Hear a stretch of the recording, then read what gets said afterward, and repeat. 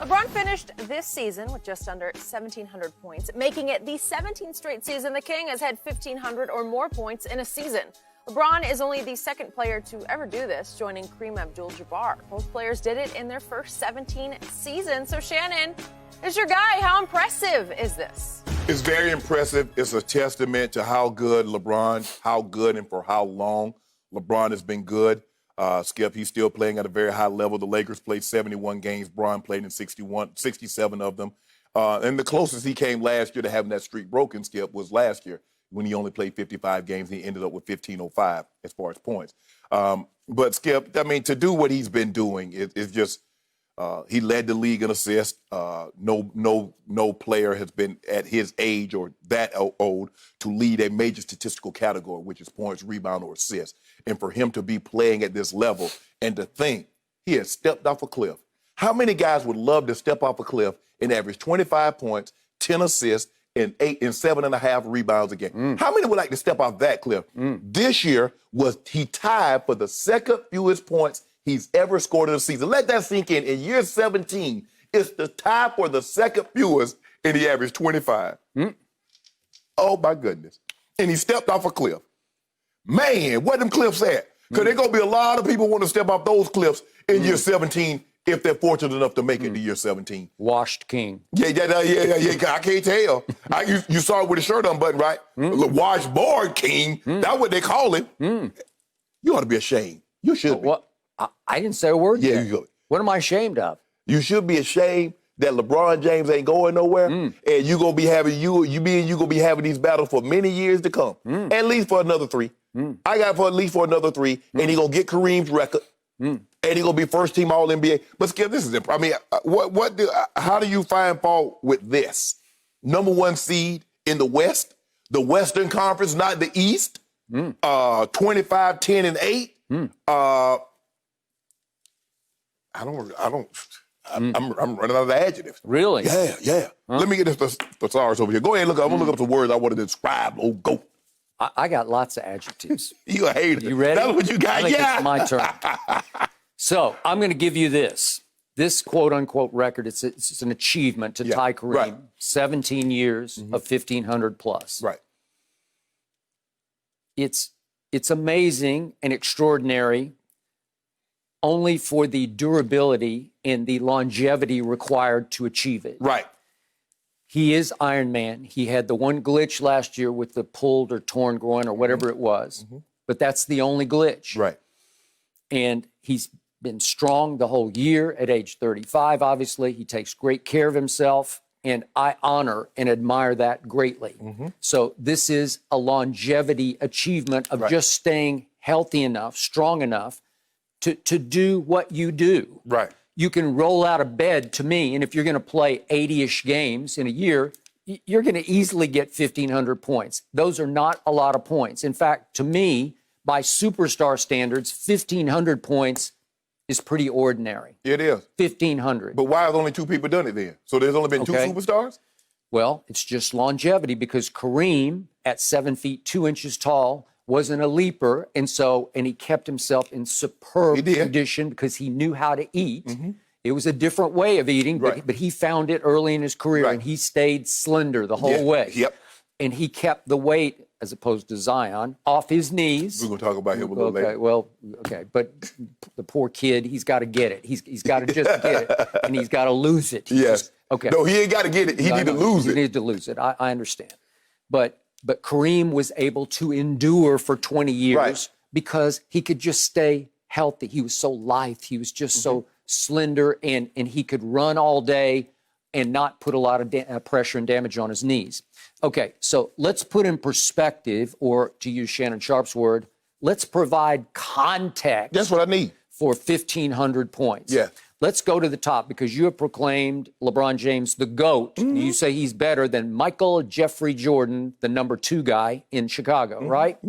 Okay, so let's look at what happened in the 11 seasons Michael was in Chicago for the Bulls. 11 years he played there. In his rookie year, he scored the fewest points he scored in those 11 seasons. Predictably, he was just a rookie. Right. But those points were 2,313. So his worst season of scoring points in a season came in his first year, and it was still 2,313. Only one time in LeBron's whole career of 17 years has he ever eclipsed that number, 2313, and that came way back in 06 when he scored his career high, 2,478. So he was only like 100 and plus points. He was just barely above Michael's worst point scoring season, which was in Chicago his rookie year, 11 years. So just for the record, every one of those full seasons in Chicago that he played, obviously he had a hiatus because it was forced and he was out for a couple. But the point was, in his full seasons in Chicago, Michael Jordan led the league in points scored every year. All 11 years, he led the whole league in points scored. I'm not talking about average, just points scored, okay? So his average points scored in those 11 seasons, 2,583. Wow, 2,583. And would you believe that his average was higher than LeBron's highest total for a season? So I'm trying to put 1,500 in perspective because Jordan just obliterated 1,500. It wasn't even a thought to him. You feel like he scored 1,500 in the preseason. You know, like nobody really cared about 1,500 because he was scoring at such a high rate. So I can even go to Michael's final year when he was a shell of himself in Washington. And his final year in the league, he scored 1,640 points. So he scored 1,500 plus points in his final season after he'd taken 3 years off out of principle to take a stand for Phil Jackson being pushed out the back door by Jerry Krause. He said, I'm taking 3 years off. Now I'm going to go finish in Washington. And that final year, 1,640 points. So even that year was above 1,500 points. So 1,500 is not eyebrow raising, but I'll give you this. 17 straight years of 1,500 is all-time great. So in other words, Michael Jordan played 14 seasons. Is that what you're telling me? So he played the 12 seasons because he came back midway through 95. So he played the 12 seasons. It's 11 full in Chicago. 11 full, but I'm going to give him 12 because they credited him that season in 2 years, right? So that's 14 full seasons, correct. So LeBron has done this for 17 straight seasons. That's 3 more seasons than Michael played, right? If you, so help me. I'm not really good at math, Jenny, so maybe you can help me pull your calculator out right quick. So how can Michael... Jenny's not here. Oh, she's not here? Okay. Jenny's not over here. Okay, you got a phone? She's way over there, and you're alone. Okay, I'm alone. Okay. You have no backup. Okay, I got no You backup. are on an island by yourself, and you are backpedaling, and it's okay. No, okay. We got time. No, we got time. We got it. So in fact, if you want to unsocial distance and invite Jenny to come over and stand behind you, that'd be great. Well, I got scratch paper because, you know, when I do it multiple times, once we got past timetables, I wasn't good with math. So I'm going to try to scribble this down. So Michael Jordan played 14 seasons. LeBron James has played 17 seasons. Can you tell me and the people at home, how does Michael Jordan still have 1,200 more shots when he played through three fewer seasons? Because he was a scorer like nobody's business. Let that sink in. Wait, let this sink in. Michael Jordan won 10 NBA scoring titles. Yes. LeBron's won 1. How many assist titles? How many assist titles? No, he still averaged a bunch of assists. Do you realize? He averaged 7 assists a game. If he had decided, he probably won 8 or 10. So if LeBron James had decided to lead the league in scoring more than once, he would have. Because I'm going to use your argument. If LeBron James said, you know what, I want to lead the league in rebounding, he would have. If I'm using your theory. But I just want to know one thing, Skip. I mean, LeBron has never, ever not led his team in assists. Has Michael Jordan led his team in assists every single season? I don't know. He averaged 7. Let me answer that for you. No. Pretty good. LeBron James has led his team in scoring. This is the first year, in year 17, that he's not going to. So he's led his team in scoring more times than more years than Michael Jordan actually played. Yeah, but all I hear about LeBron is, I don't have enough help. So how could he not lead the team in scoring if he didn't have enough help? Nobody's going to challenge him for the scoring lead on the team. Well, Skip, the thing is that Michael couldn't play with another guy that had an offensive skill set like his. That's why all the pieces around him fit. Scottie Pippen fit, Ron Harper, B.J. Armstrong, those big guys, they all fit because Michael needed the ball. We understand that. So I'm not trying to diminish Mike, but you got to, like you said, you got to provide context. Context. He was a scorer. LeBron can score, hence the 27-point career average. But LeBron could also rebound and facilitate, assist the ball better than Michael. He could do that. That's not up for debate. That's factual. Well, he's a lot bigger. What they got to do with anything? Rebounding. LeBron James should have averaged 10 rebounds. Well, let me ask you a question. Who is bigger, Michael Jordan or Russell Westbrook? Because Russ averaged more rebounds than Mike. So it can't be based on size. Basketball is not about size. When Dr. Naismith made the basketball, invented the game. Let's talk heart. Maybe LeBron should have had more heart. Oh, that is hard. You gonna try to find a way to try to diminish my guy while trying to prop your guy up? No. Skip, I'm not trying to take anything from Mike. Mike played 14 seasons. In 11 of those seasons, he was spectacular. He was not Mike in D.C. As he was in Chicago. Okay. And give him credit. To his credit, he needed time to get back in Michael Jordan shape. So 95, we're going to throw that one out the window also. For 11 seasons, he was historically transcendent great. Okay. But my guy has been that for 17 years. Okay. I'm going to put this back in context for you. Okay. To average 1,500 plus points a year for 17 is not a superstar achievement. It doesn't have anything to do with gift or skill. Well, how many other guys have done it? Well, I'm about to get to this. Okay. It's a longevity achievement. It's a durability achievement, period, end of Kobe story. played 20 years. Okay. Tim Duncan played 19. Yeah, So but did Karl Malone. Kobe was hurt a lot of those years. No, he wasn't. Yeah, he was. He got hurt at the end. Yeah, the last 5-6 years, he was hurt every year. The last, I'll give you the last 3 or 4. Okay. Okay, what about Tim Duncan? What about him? Was he any good? Did he do that? Do what, 1,500 Yeah. points? Well, he played on a team where they spread the So wealth. now that's the team. Well, So even though LeBron James is averaging... was Tim Duncan the first scoring option for that team? No. Yeah. No, he wasn't. Yeah. Oh, stop it. There were years that Parker and Ginobili were the first option. No. There were years that as Tim probably got to year 15, 16, he wasn't the leading scorer. But his first 15 years, Tim Duncan was the number 1 option. He was the number 1 option and the number 2 option. So stop this, Skip. Why you just can't just say, you know what, Shannon? Your boy did it. Your boy, hey, that's a heck of a... I'm not going to let you off the hook that easily because you deserve to be on the hook for gloating about this. What am I gloating about? My man's special. You deserve this because you actually had the audacity, the blasphemy to proclaim your man the GOAT. You call him GOAT James. Okay. Why isn't there someone else in that picture? If it was so easy to do, there was Elgin Bayless. There have been a lot of great scores. Why I only see 2 people in that picture? Well, there would be a third man if the commissioner hadn't said, you need to go home. You need to go play baseball for a couple of years. Yeah. Yep. Are you sure about that? Yeah, I'm pretty sure. Oh, interesting. Sorry, Shannon, I couldn't help you with the math there. First of all, I am not good at math. You don't want my help either way. That is why I do what I do. I want to move on, guys, to some drama, some shots fired between NFL coaches, because yesterday, Jets defensive coordinator Greg Williams told reporters that safety Jamal Adams, quote, might get bored over there while playing in Seattle's Cover 3 defense scheme. Hours later, during a radio interview, Pete Carroll was asked about Williams' comments and replied with, quote, we don't make as many mistakes as he does. Carroll did follow up his comment, telling Williams to fire back so they could, quote, have some fun with this. So, Shannon, do you like Carroll's response here? No.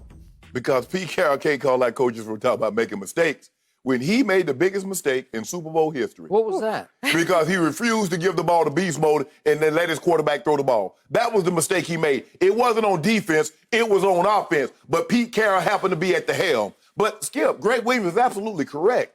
Pete Carroll's defense, this is what Pete Carroll played. They play single high safety, and what we called it when I was playing, they used to call it lurk coverage, but they call it robber now. They would drop the safety down. Cam Chancellor was the guy. I call it Cover 3. But it's single high safety. You drop the safety down, and he's looking to pick off shallow crosses and in-breaking routes. That's what he does. That's what they do. They line up in it. They don't disguise it. Nope. They say, we better than you. We going to do what we do. Come beat us. Agreed. That worked when you had Sharpe on one side and Brandon Browner on the other side being physical. You had young Cam. You had KJ. You had Bobby Wagner. When you had those dogs back there, you had Averill and Bennett. You had guys that can go get it. You can line up, Skip, and go get people. But you're not like that now. So when you look at what Jamal did when he was in New York, They line him up at free. They line him up at strong. They put him in the slot. They line him up at linebacker. They put him at the edge. They played him in so many different ways. So, Skip, if a guy is that productive, playing that way, if you don't use him in the way that the team that you got him from used him, and why you fell in love with him, you're going to be disappointed, and it's going to look like he's not the same guy. So you have to use him it's like Von Miller. Von Miller rushes the quarterback. Skip it, but if you're dropping him in pass coverage 25% of the time, you're not going to get the benefit of what Von Miller is really about. So the question is, Pete Carroll, are you going to break away Ken Norton Jr., defensive coordinator? Are you going to break away from lining up in the single high safety, playing this coverage, or are you going to allow Jamal Adams to be Jamal Adams and what made him one of the better safeties in the league? I believe, Skip, that's what Greg was getting at. He says he's going to be bored if you just say, okay, cover one, alert, break. If you just do that, Skip, he's going to get bored because he's so used to being all over the field. And so now you confine him to one area. It's like a kid, Skip. If you notice, you put kids in timeout, they go crazy because they can't move. But if you let them run, they go in the living room, they go in the kitchen, they go running upstairs. They having fun. And I believe that's what Greg Williams was getting at. You done? I'm done. Okay.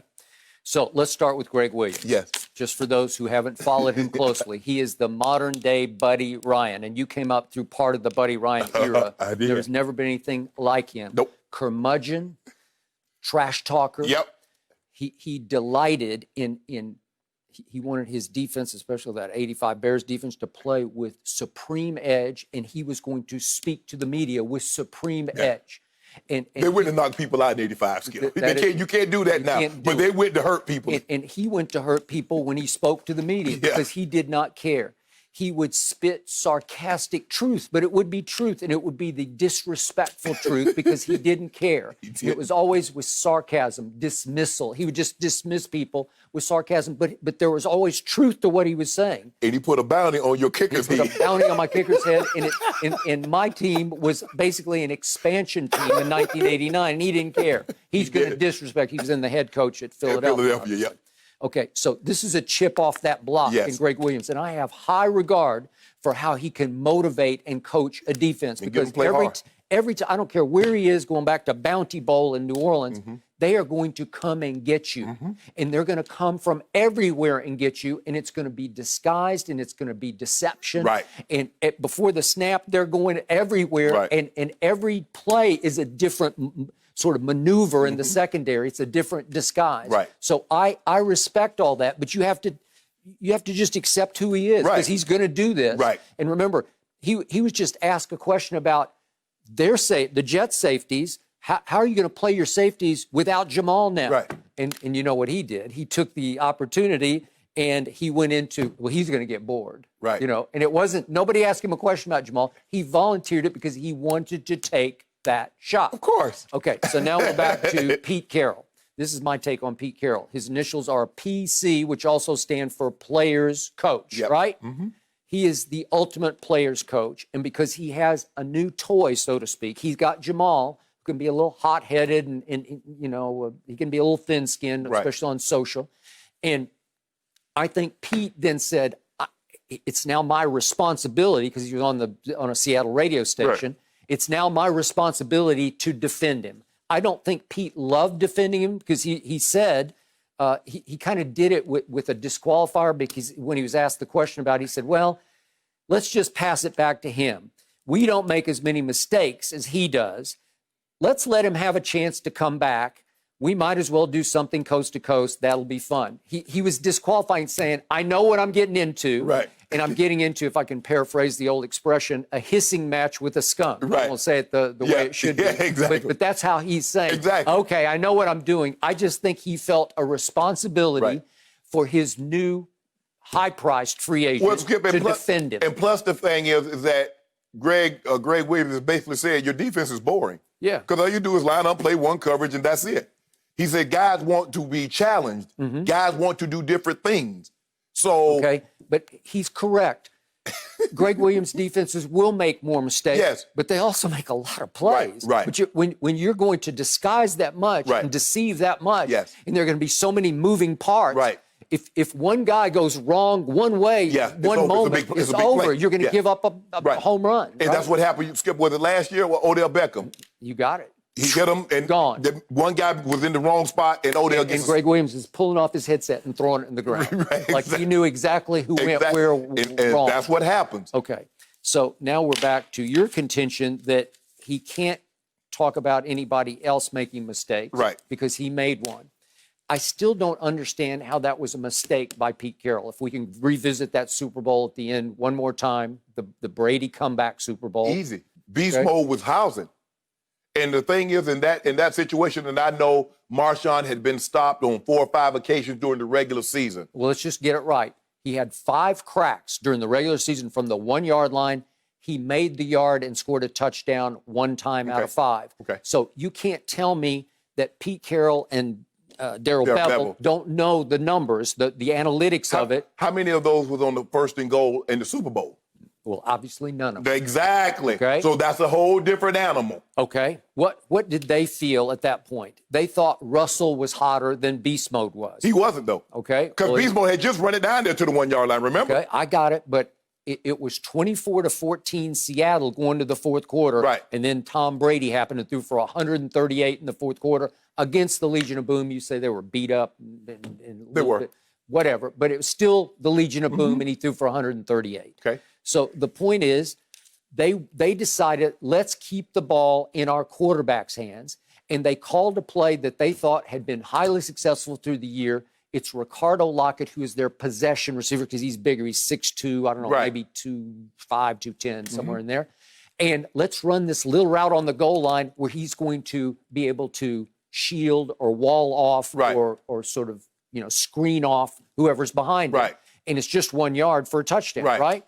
The pass to me was on the money, but Malcolm Butler made the greatest break on a football I have ever seen. He came from literally nowhere. Because what happens, Skip, is that when you run that play, you want the guy to be off. So that way you can get some running and you can have the guy to have leverage. Once Brandon Browner was in a press position, you need to call that off and go sprint option, where now all of a sudden Lockett stutters and he goes to the flat. The play that Clemson ran to beat Alabama for the game-winning touchdown. That's the play you run when you get pressed on the inside, because now you can use the outside guy. It's also the play that the 49ers ran against your Cowboys, but they ran the circle in the back of the end zone to Dwight Clark. That's the play that you run, Skip. Once he got press coverage, Brandon Browner was in a press coverage in the slot, that play is done because Brandon Browner is going to jack you up and there's not going to be any clutter, so Malcolm Butler can just drive without having to bow over the top. It was there. He did not hesitate. He did not. And it was almost Houdini-esque how he got his hands somehow inside and caught the football. It's one thing to break the play up because they're going to get another shot. But he snatched the football. People don't realize, because Skip, you got to realize how close they are and how fast the ball is coming. So for him to make that catch, because a lot you got to realize now that's why it's so difficult. I mean, receivers are used to getting their head around and catching the football. DBs, a lot of times the ball get up on them so quick and they drop it. He's driving on the ball. And I do have to give Belichick props for this.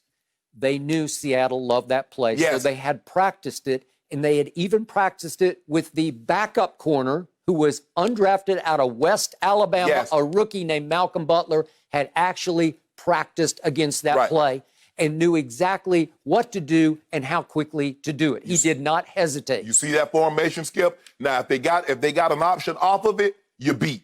But Coach Belichick says when we see them in this formation, they're trying to run the under route with the outside receiver. You drive. If he options back away, we can live with it. Because that's the same. Remember, Julian Edelman ran that play against them, Skip. He did.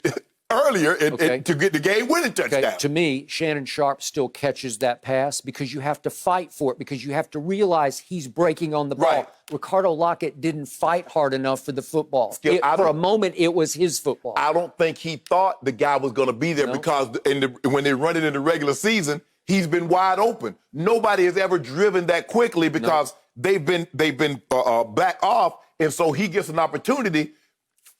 Got to run the ball. I catch the ball, fall in the end zone. No, you should have ran that. Get that ball to beast mode. Now you're 2-time Super Bowl champ. They never recovered. They were never the same after that play. No, I don't have any problem with that. Of course, you would have no problem with it. I ain't got no problem with Philly. Tom Brady won the Super Bowl. I ain't got no problem with Philly. Yeah. And old Nick Foles, old Nicky Foles. Thank you for watching. You can subscribe here to get the latest from the show, and be sure to check out more of the best clips from Undisputed, or go watch a few other segments from our other shows on FS1.